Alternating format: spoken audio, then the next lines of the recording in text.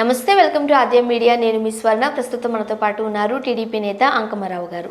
నమస్తే అంకమరావు గారు. ముఖ్యంగా తెలంగాణలో ఢిల్లీ లిక్కర్ స్కామ్కి సంబంధించి కవిత గారిని ఒక ఊపు ఊపిందనే చెప్పుకోవచ్చు. అంటే ఎన్ని రకాలుగా మభ్య పెడుతున్నాము అని చూస్తున్నప్పటికీ ఎక్కడో చోట డొంక కదులుతున్నట్లుగా కూడా ప్రజెంట్ సిచ్యువేషన్స్ కనిపిస్తున్నాయి.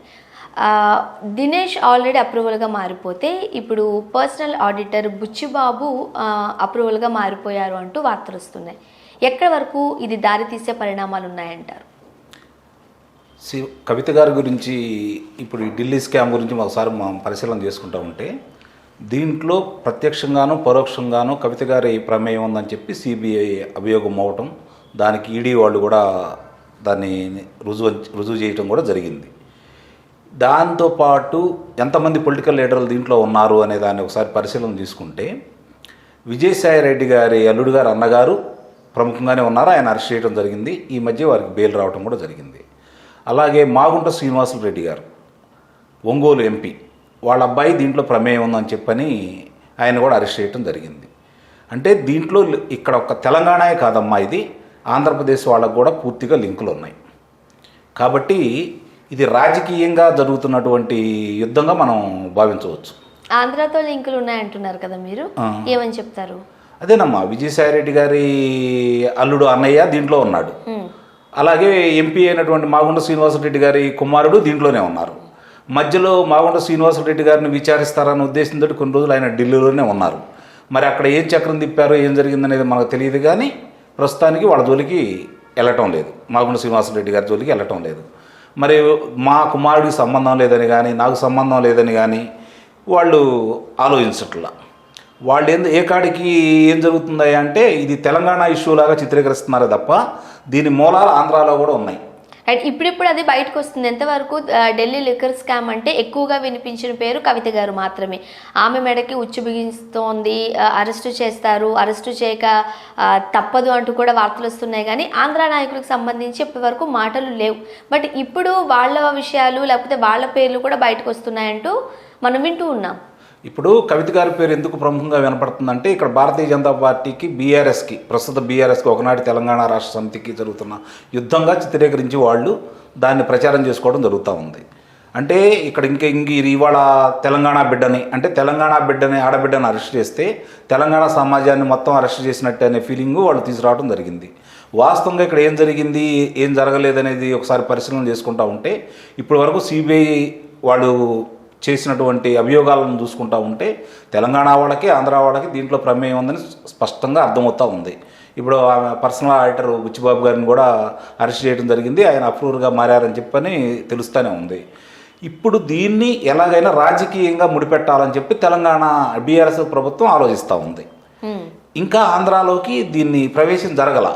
దీని తర్వాత ఆంధ్రాలోకి వస్తారని చెప్పి అనుకుంటా ఉన్నా. తెలంగాణనే ముఖ్యంగా ఎందుకు వీళ్ళు ప్రభావితం చేస్తున్నారంటే రాబోయే ఎన్నికల్లో లబ్ధి పొందటానికి ఆ రెండు పార్టీలు ఒకదానికొకటి ఎత్తులు పై ఎత్తులు వేసుకుంటూ మమ్మల్ని ఏదో అవమానం చేశారు, కావాలని ఇరికించారని చెప్పి బీఆర్ఎస్ పార్టీ, లేదు కవిత దీంట్లో ప్రధాన పాత్ర ఉంది, వాళ్ళ ప్రమేయం ఉంది, బీఆర్ఎస్ ప్రభుత్వం ప్రమేయం ఉందని చెప్పి బలంగా చెప్పడానికి భారతీయ జనతా పార్టీ వాళ్ళు ప్రయత్నం చేస్తూ ఉన్నారు.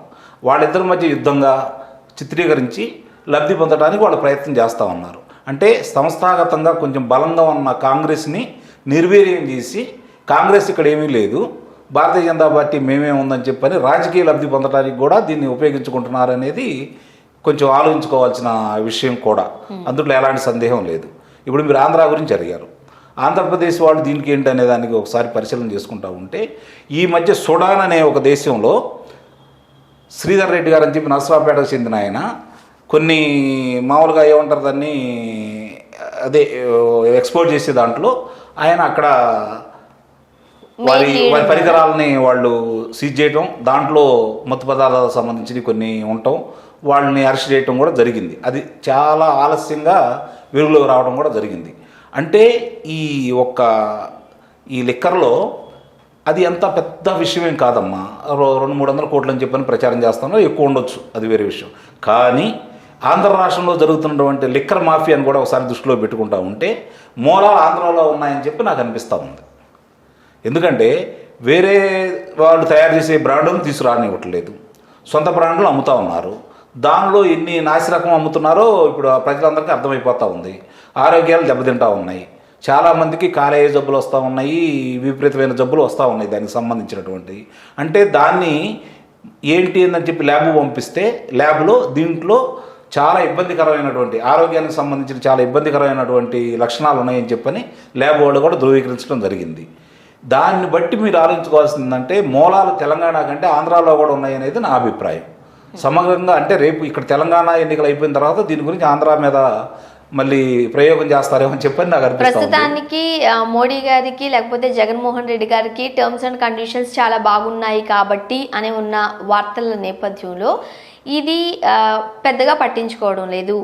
ఇక్కడ తెలంగాణలో కేసీఆర్కి మోడీకి చెడింది కాబట్టి కవితను అంటే తెర మీదకు తీసుకొస్తున్నారు అంటూ వార్తలు విమర్శలు ఉన్నాయిగా, నిజమే అంటారా? కరెక్టేనండి మీరు చెప్పింది. కానీ అక్కడ ఉప ముఖ్యమంత్రిని అరెస్ట్ చేశారు ఢిల్లీ, మరి ఇక్కడ కవిత గారిని అరెస్ట్ చేయలేదు.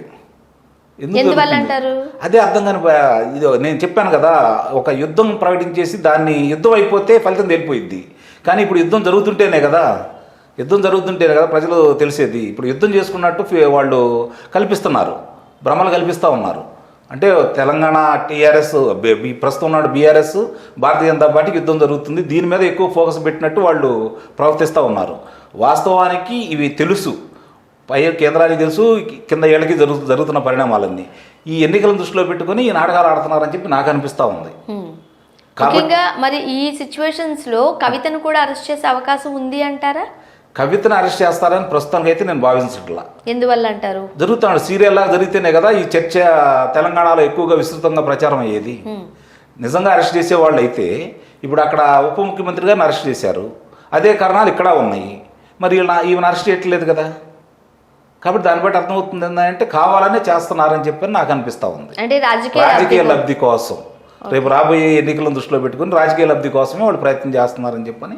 అట్ ప్రెసెంట్ దినేష్ అరోరాను అప్రూవల్గా మారిపోయారు, ఇప్పుడు బుచ్చిబాబు కూడా అప్రూవల్గా మారిపోయిన నేపథ్యంలో కథ ఎలాంటి మలుపులు తిరిగే అవకాశం ఉంది?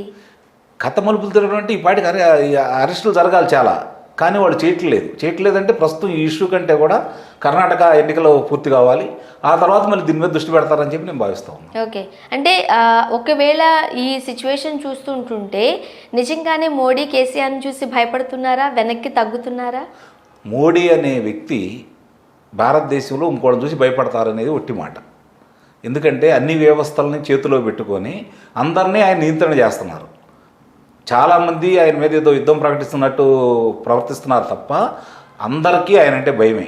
ఆయన ఎదుర్కొనే దమ్ము కానీ ఆయన్ని ఢీకొనే సత్తా కానీ ఎవరికీ లేదు, అది మాత్రం వాస్తవం. వ్యవస్థలన్నీ ప్రస్తుతం ఆయన చేతిలో ఉన్నాయి కాబట్టి ఆయన ఎదిరించే ధైర్యం కానీ దమ్ము కానీ ఏ నాయకుడికి ఉందని చెప్పి నేను భావిస్తాను లేదు. ముఖ్యంగా ఢిల్లీ లిక్కర్ స్కామ్తోనే కవిత గారు వేసుకునే వాచ్ దగ్గర నుంచి ఆమె వేసుకునే ఆభరణాలు, బట్టలు ఇవన్నీ కూడా తెర మీదకి వచ్చాయి. ఒకప్పుడు అద్దెంట్లో ఉంటున్నానని చెప్పిన కవిత గారే ఈరోజు కోట్ల విలువ చేసే భవనంలో ఉంటున్నారని కూడా పబ్లిక్ చూస్తూ ఉన్నారు. సో దీని నుండి ఎలా తప్పించుకుంటారంటారు మీరు? తప్పించుకోవటం అనేది రాజకీయ క్రీడ. తప్పించుకుంటారా, జైలుకి వెళ్తారా అనేది రాజకీయ క్రీడ. ఇప్పుడు జరుగుతున్న భారతదేశంలో అంటే ఇప్పుడు వ్యవస్థల్లో ఉన్నటువంటి లోపాలని, వ్యవస్థలో ఉన్న మనుషుల్ని అదుపు చేసుకుంటూ అధినాయకులు ఆడుతున్న నాటకానికి ఇవన్నీ జరుగుతున్నాయి అన్నమాట. వాస్తవంగా మీరు అన్నట్టు కవిత గారిని అరెస్ట్ చేయాలంటే అదే రోజు అరెస్ట్ చేయొచ్చు. 3 రోజులు ప్రసారం జరిగింది, కానీ ఏమీ జరగట్లేదు. మరి ఎందుకు అరెస్ట్ చేయట్లేదంటే ఇది వాళ్ళకి కావాలి, రాజకీయంగా వాళ్ళకి ఏ అవసరాలకు కావాలంటే ఆ అవసరాలకు వినియోగించుకుంటున్నారు. రైట్, చూడాలండి అయితే ఏం జరగబోతుంది. Thank you so much.